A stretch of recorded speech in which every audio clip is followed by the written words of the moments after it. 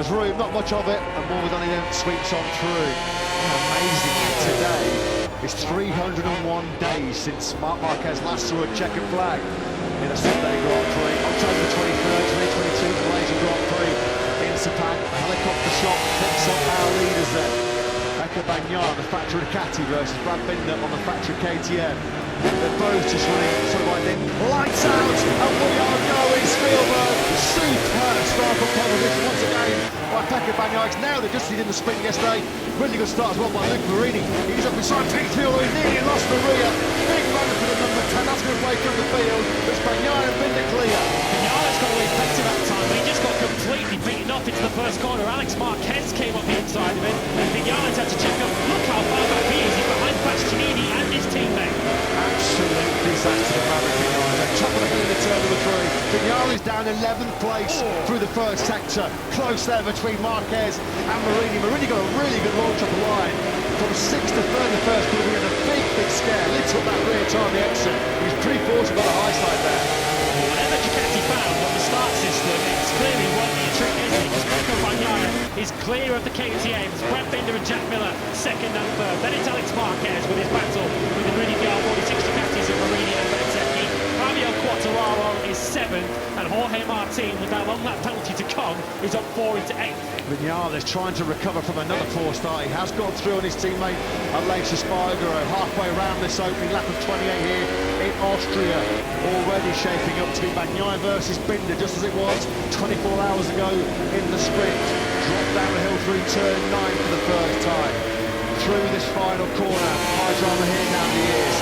Second gear, Bagnaia's made 2 perfect starts. He knows, he was aware of just how good the KTM have been up the line so far this season, but he made the dream launch. There he is, the leader in the first lap. You can see a gap opening up already as Fabio Quartararo's lost a couple of places late in that first lap. Martin is drawn in, and so too is Maverick Vinales. So Vinales looking to make up ground for what was a decent start on poor turn 1. He's now up behind Martin in 8th. So the long lap penalty window now then open for Jorge Martin. He's just trying to get himself as far forward as he possibly can before he does come in. Look at that Maverick Vinales on that first lap. Pointing, he lost 6 places. Another shocking start. All the hard work he does on Fridays and Saturdays goes out the window before he's even clipped into 2nd gear off the line. Back at the front then, Bagnaia still leading by a couple of bike lengths from Binder's, getting that little front end a little bit nervous on that KTM as they drop down into the hardest braking zone around the Spielberg circuit in turn number 4. Simon, you got some thoughts? Yes, you can see Binder is really trying to attack because he's so close, and he doesn't want to be that close for too long because of front tyre temperature. So he's clearly aiming at trying to get in the front and get the cool air, because maybe 3, maximum 4 laps there, and he'll be in trouble front tyre wise. Yeah, it's going to be cooking up a barbecue on that front tyre. Thanks for that, Simon. Pecco Bagnaia, he spent the entirety of yesterday's 14-lap sprint to the front, and even he said, with nobody ahead of him, he was encountering a few concerns about front tyre temperature and front tyre pressure. He's got himself in a position A at the moment, Bagnaia. Lead group, power out of turn number 10, the final corner. Binder's just set the fastest lap of the race so far, 1:30.304. Just fractionally quicker than Bagnaia directly ahead of him. We're looking now from Binder's KTM towards Bagnaia. This was where yesterday the Ducati had the big advantage. The acceleration, picking up the drive grip, coming out of those low gear corners. This is where Binder really struggled yesterday. Binder's having to take real risks on the brakes to try and close up the back once again. Pecco Bagnaia is already in a 2nd time behind Binder to the 2nd of the factory KTMs of Jack Miller. Jorge Martin has not yet served that long lap penalty. He's got 3 laps to come through there. At the moment he hasn't. You can understand why, because he and Maverick Vinales are pulling in a little bit of a gap on the group behind. Miller there in 3rd place, although he's coming under big pressure here from the Ducati Armada behind him. Alex Marquez, Luke Marini, Marc Marquez, all on the GP22, which Jack Miller vacated at the end of last season to move to KTM. A long way to go here for Miller to make it a dream double podium in the home Grand Prix of Red Bull and KTM. Alex Marquez, who was 4th in yesterday's sprint, with complete on a solid weekend. There he is in 4th spot. Putting Marc Marquez down in 17th place and being the only rider of 23 to go out there with the Michelin software type. It's a really tough 2nd lap for Fabio Quartararo. He lost 4 places. We saw the move from Vinales at the start of the lap. Aleix Espargaro, Enea Bastianini and Johan Zarco also made their way through on the number 20. So Quartararo in early difficulties as Jack Miller looks set to soon relinquish third place. Very late on the brakes there into turn one, wasn't he? And Jorge Martin does take along that penalty move, which he had problems with this morning. As he comes through it this time, he's safely through. Pace off together with the front, no question. Bagnaia and Binder, they break into the 129s for the first time. The only two riders out on circuit in those 129s are already making that decisive break. In terms of the spectacle then, it's all down on Binder to try and keep par with Bagnaia at the early part of this race. Miller, Marquez, Marini, Bezzecchi are all in the sort of low to mid 130s. Bagnaia and Binder with by far the superior speed early on as Quartararo runs wide through turn number 9. That's where he lost all that time then at the end of the second lap, and you see Bastianini just easing through. And Zarco too, taking places from Quartararo. He's running around at the moment in 11th place, promoting up a spot by Jorge Martin. So that long lap penalty completely erased all that progress that Martin made on the first 2 laps. And they're still resisting Marquez, direct United on that Brazil Ducati. That's where Marquez is staying put next season now. Then has Binder got the drive going through the corner, coming through turn number 8. He was thinking about a lunge on the inside of Bagnaia, wasn't he? Down to hit that third gear, turn number 9. But Bagnaia just too good himself on the front end of that Ducati. And Pecco Bagnaia will know at the back of his mind as he sees on his pit board, sees the lap counter, Binder plus 0.1. He will know at some point that Binder's going to have some potential issues and concerns about front tyre pressure, front tyre temperature. It's imperative Bagnaia knows that he's got to keep the South African behind him. Alex Marquez through then on Jack Miller up into third place, and you can see the Rudy PR46 Ducatis are now queuing up behind Jack Miller. This is kind of a familiar feeling, isn't it, for the Australian? We've seen it in recent Grand Prix. He's able to get up front in qualifying and get a good start, but then he ends up reversing back downfield, and that looks like fate for the Australian at the moment. Yeah, Marquez kept him straight away. This was the move, the classic move. You get the drive through turn number 8 as they come over the crest. The blind run down towards the third gear, 120 kilometres an hour, turn number 9. Alex Marquez made that look easy. It certainly wasn't. Now then, with a bit of clear air in front of him, potentially just cooling down that front tyre because he sat behind Jack Miller for the first 3.5 laps. Alex Marquez at the moment is 1.8 seconds off the lead. Straight away they're going to put the half a second between himself and Miller in that third spot. Because along that penalty and his poor qualifier, Jorge Martin is now the best part of 7 seconds off the lead. He had made his way through on Miguel Oliveira. He's now behind Fabio Quartararo. So Martin's charge has resumed. Yeah, Jorge Martin with the long lap excursion on that previous lap, his times are 33.6. So compared to the race he had taken Bagnaia, how much was the damage when it was well over 3 seconds? That's how costly yesterday's first corner controversy was for Jorge Martin. Alex Marquez, having got through on Jack Miller, is getting on with this, isn't he? A 130.222, best lap of his race so far as Bezzecchi finds a way through now. Yeah, and Marini. So Jack Miller, unfortunately, going the wrong way once again, just hasn't got the speed that he has at the start of these Grand Prix to keep the momentum going.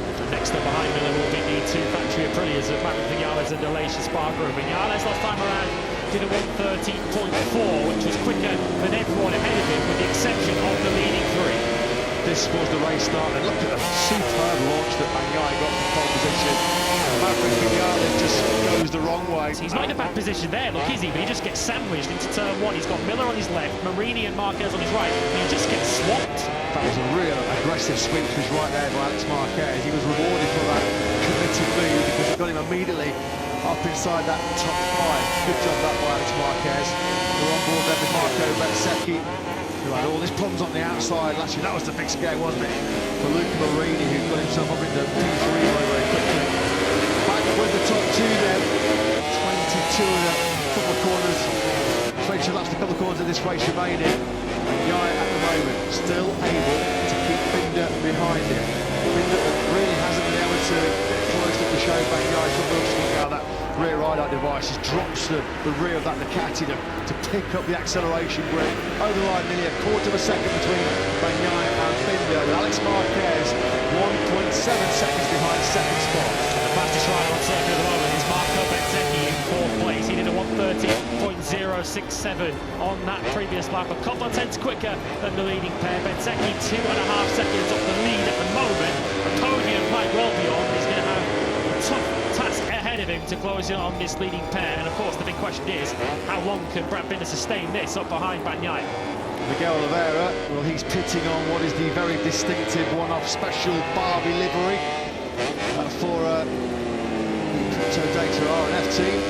Looks like he's calling it a day. There's been some kind of a problem there on Brad Binder's dashboard. What we said, tyre management's going to be so crucial in this Austrian Grand Prix. We're on lap number 7, and the KTM factory team are already getting a message through to Brad Binder about mapping 2, so already potentially changing the mappings, altering the power just to try and conserve some of a potential late attack on Pecco Bagnaia.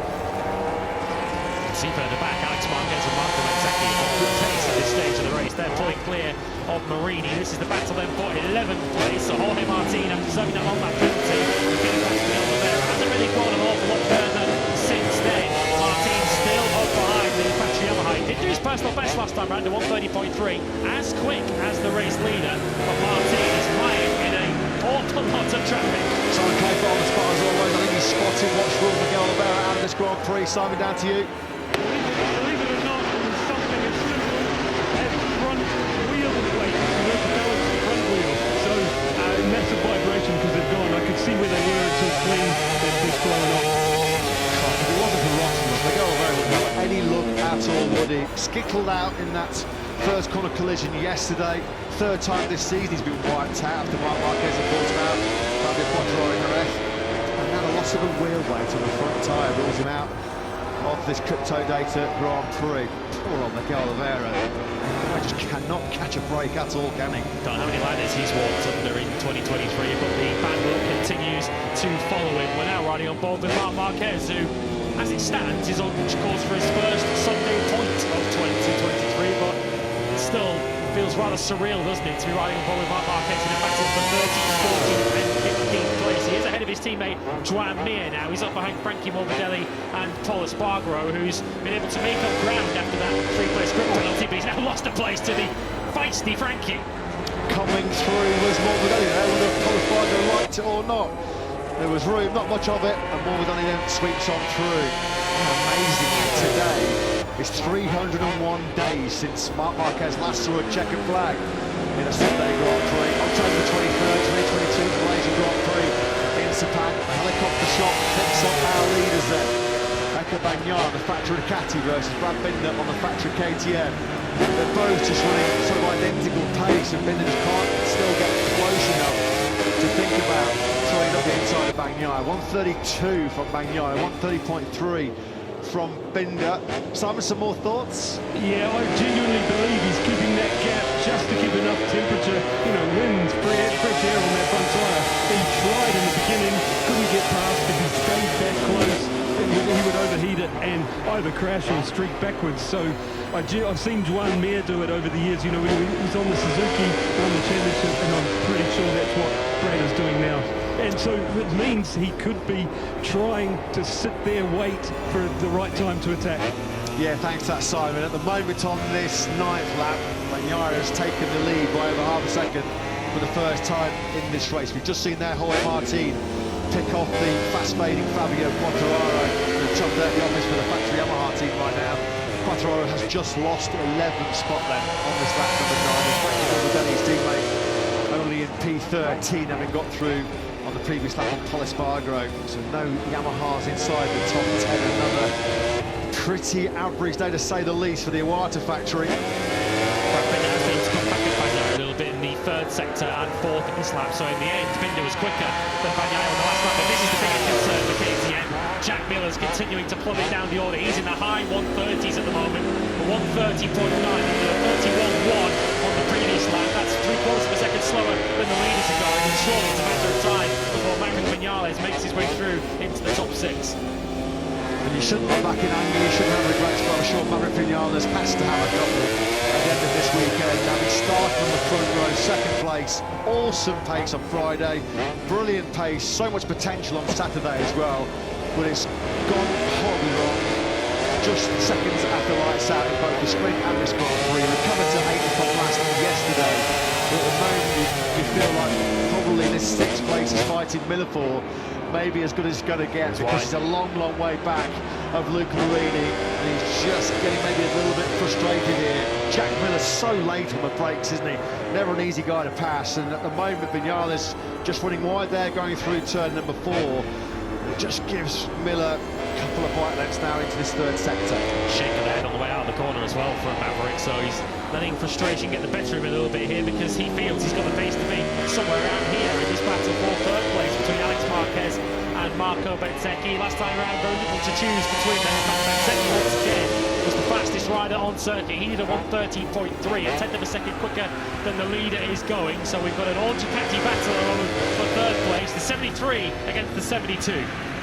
Yeah, potential first dry Grand Prix podium on a Ducati here for Alex Marquez, as Maverick Vinales then finally does find safe passage through on Miller.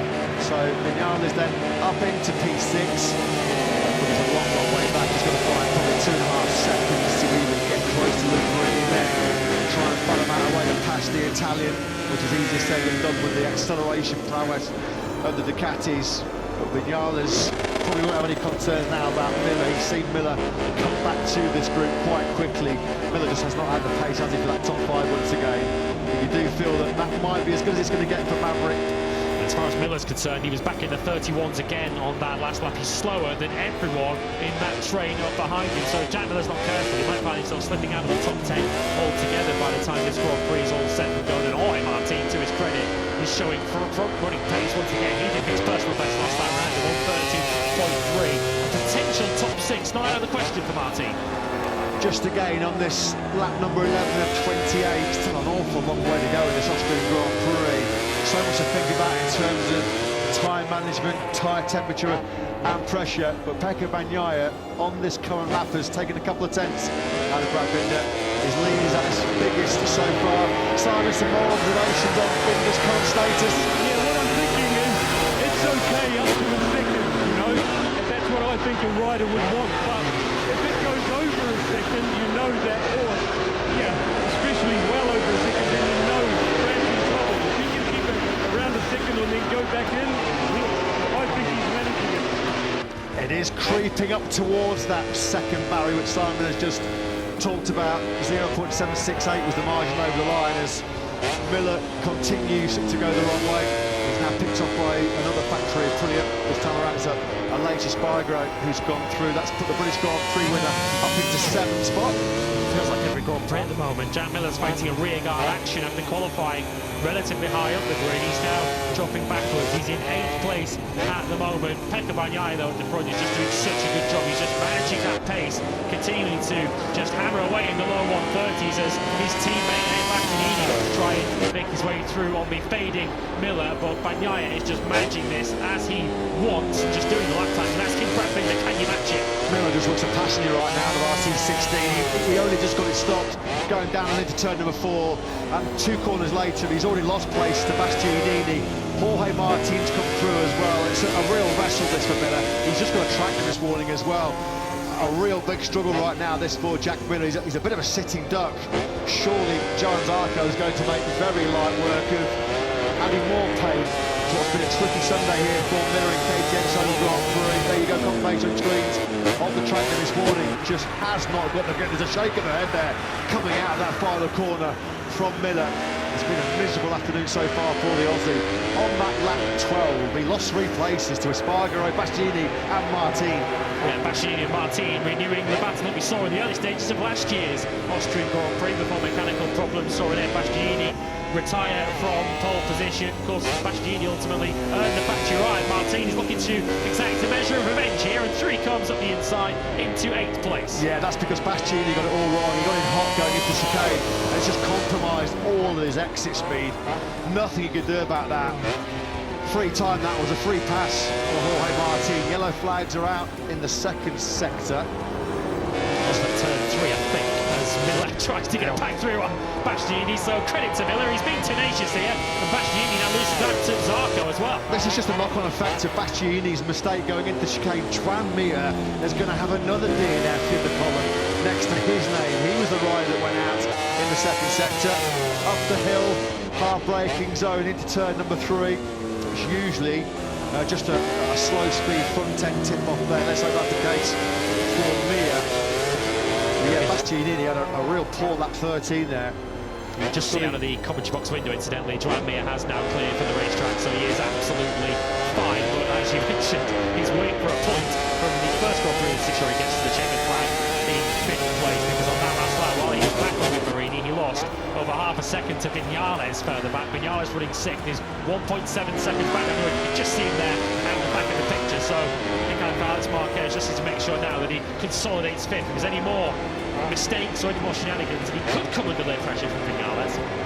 Really good rescue job this by Marco Bezzecchi after the disappointment of being wiped out of the sprint yesterday, just 300 metres into that 14-lap battle. He's going to score some valuable points in the World Championship here. As we follow the World Champion, I'm sure post-race, Davide Tardozzi's going to be strolling up to our camera with the number 1, the numero uno, as he so often likes to do, because what can you say about the performance of this man? He's going to, without any question, barring any late disaster, any late drama, continue Ducati's domination here in Austria. Just look at that consistency. Lap 3, a 1:29.8 to keep Binder at bay. And it was a real burst from lap 17 onwards, even though he was lap 17 to lap 21 was the key phase of this 28-lap race. That's when he broke Binder's brave resistance. Binder's going to have a safe ride to 2nd place. Iker Lecuon's got a late long lap penalty for repeated exceeding track limits. Brad Binder's given his all. He's thrown everything at Pecco Bagnaia, both in the sprint yesterday and in the main Grand Prix today, but he's just going to come up short. 2nd place in both, though, in a front row start and a new 2-year contract for 2025 and 2026. Is that worse for you, Ken? Let's be honest.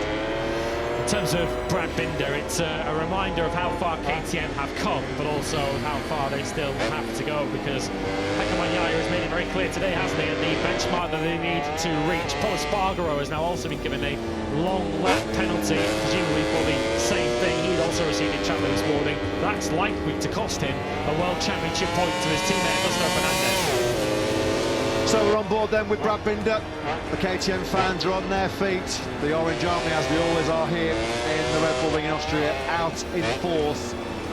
They'd have been hoping that this man could have repeated his heroics of 2021, but unfortunately he is not going to do so because of this man's brilliance, this man's genius. We're on the last lap then here in the Crypto Data Grand Prix of Austria, and the data in the record books will show a convincing and commanding win for factory Ducati star Pecco Bagnaia. He starts his final lap 5.5 seconds clear of Binder.